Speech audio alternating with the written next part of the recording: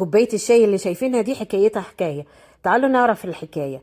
السرة دي يا جماعة معمولة بتاعت الشاي من شاش اسمه الموسلين. وده قطني ناعم بيسمح بمرور الحركة بتاعت الشاي، ويسمح بمرور الطعم والمذاق بتاعها المميز. لما نفتح السرة كده اللي كانت مربوطة ربطة قوية جدا، بنلاقي جواها أوراق الشاي يعني واضحة جدا، ما هيش تراب ولا أي حاجة. زي ما انتوا شايفين الشاش بيبقى مسمي، وطبعا ده بيدينا الطعم المميز بتاعه الجميل. كمان حتى الخيط بتاعه خيط من الحرير المربوط بيه طبعا السرة.